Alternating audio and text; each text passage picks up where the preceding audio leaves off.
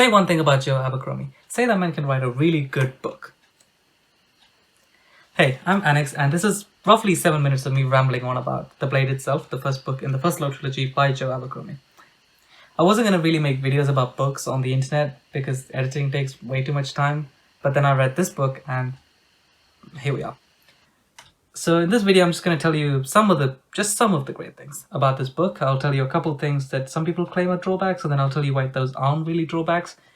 Don't worry, this is a spoiler-free review for anyone who's been unlucky enough to have not read this book yet.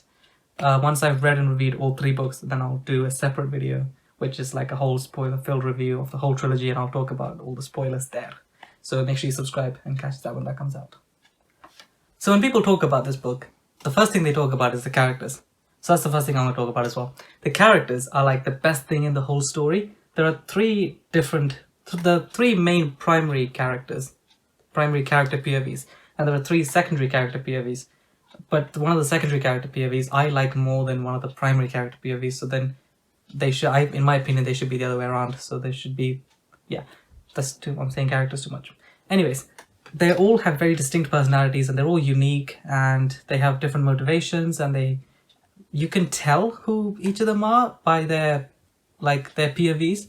So what I mean is, they all have different voices. So when you read a chapter that's in a specific character's point of view, you can tell whose point of view you are in by the first 3 lines, maybe, once you get to know them, because they all have very different voices, and they all think differently, and they all see their surroundings differently. Like one of them, I can't give away what it is, but one of them you definitely realize that you're in one of the writing is very unique to that one character. The other thing is, if I haven't mentioned this already, this is a grimdark fantasy story, which means that the characters aren't all morally virtuous people. Like, nobody is an Aragorn in the story, nobody is even a Boromir in the story. The best characters you have are murderers. Like, they kill people. Like, one of the characters in the story who I actually liked reading about, who I thought was like a refreshing change, they did something and I was like, oh, right, like, you're not a good person either. Like, I get why you did that, but, like, that wasn't a nice thing to do.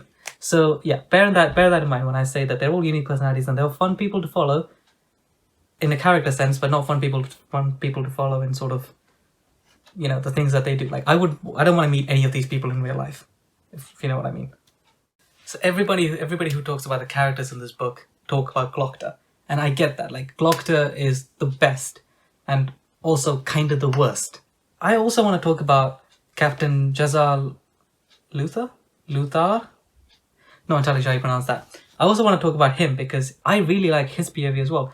When he was introduced, I thought he was going to be such a cliche character, but no, he's so unique, and again, not a good person, but not a good person in a different way to Glocta. Like, they're not bad people in the same way. None of these people are bad in the same way. They're just all different types of bad. But I really like Jezal, and I'm really curious to see where his character is going as well. So yeah, Glocta, Jezal, all the other ones, they're all really interesting characters and really interesting people to read about. Yeah, and don't worry, there is more to this book than just brilliant characters. Like, other than that, there's also his writing. Joe Abercrombie's writing I loved it. Like, I personally loved it. The atmosphere that he sets for the different locations, which there are 3 main ones, I think. Yeah, 3 main locations. One is like a whole kingdom, I guess, so I don't know if that's one location. Okay, there's one city, there's a kingdom, and there's a desert, basically. But the descriptions for them are so good, and like they set such an atmosphere, especially the north. Like, that whole section of the book is brilliant. And the great thing about the atmosphere he sets is that it further like helps to develop the characters, because you see why the characters do the things that they do in those settings. It's brilliant. But if you're going into this like expecting like a multi-continent spanning journey, it's not that. And the other things, the writing prose is very simple. It's beautifully written, but it's not overly poetic. It's very easy to get through. It's very engaging. It's very immersive. And I really enjoyed reading it. Like, it wasn't a struggle for me to read. Okay, like I said at the start, there are a couple things that aren't so great about the book, but they're not really deal breakers for me. There's kind of like things that I actually get why the author did it that way, and it kind of makes me like the book even more. For example, there isn't really an end to the story. Like, if you've read Bren Week's Lightbringer, the first book in that series, ends, and there's a stuff happening at the end, and the book ends, and you know that it's the first book ending. There's a whole series to go, but the first book is finished. This doesn't feel like that. This feels a lot more like there are a lot of these characters, and it's setting up the trilogy. Like, this is definitely a first act of like the whole story, so I'm assuming the second book will be second act, and third will be the whole trilogy finishing. So it's definitely one story, but this feels like setup, which isn't a bad thing because it's about getting to know the characters, and it's getting to know like who they are and why they do things and what they do and what they're like and what this world is like, really. Which means that because he did it that way, when I'm going to read the second book, I'm so much more interested in the journey or the act in the second act and the like building up of tensions because I know the people in it. Anything else?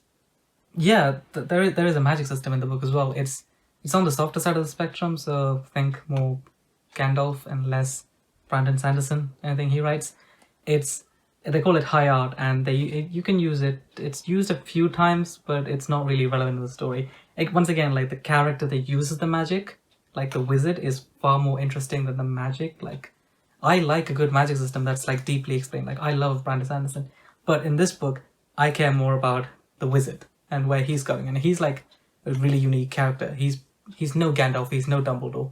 Like, yeah, he's really unique and he has a lot of personality, and I'm more interested to see where he's going rather than how they're going to use magic. But yeah, it's there, so if you like magic in your fantasy, it does exist. So basically, I would encourage anyone to check out this book. If you've been a long-time fantasy fan and you haven't read The Blade itself, then really you're missing out. If you haven't read a lot of fantasy because you don't like magic and you don't like dragons and all of that stuff, which is fine, then you should really read this, because in here the characters are a lot more important. It's a lot more realistic in a sense. It's actually been compared in that way to Game of Thrones, which, well, the Song of Ice and Fire, not the show, which, you know, yeah. It's been compared to that, and a lot of people who've read both say that this is actually better than A Song of Ice and Fire. Controversial, and I'm not going to make that claim because I haven't read A Song of Ice and Fire. I read the first book like a year ago, and then it was a bit much, so I didn't carry on, but I'll probably read the rest of the series now, and then there'll probably be a video later comparing the two of them. So yeah, if you're a Game of Thrones fan of the earlier seasons, not the later stuff, or the books, or you're just a fantasy fan, or you just like a story with great characters, definitely check this out. So the link's in the description for anyone who wants to check out this book. In the meantime, like, share, subscribe, all of those things. Follow me on Instagram and Twitter. The links are in the description for that as well. And check out my Goodreads profile if you want to see what kind of books I normally read, what kind of things I enjoy reading. And I'll try and update some reviews for the previous books I've read as well.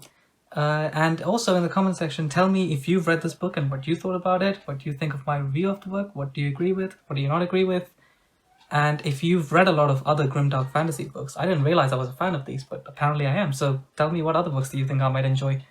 And I'm gonna go read the Before They Hanged, second book in the trilogy, and I'll tell you next week what I think about that.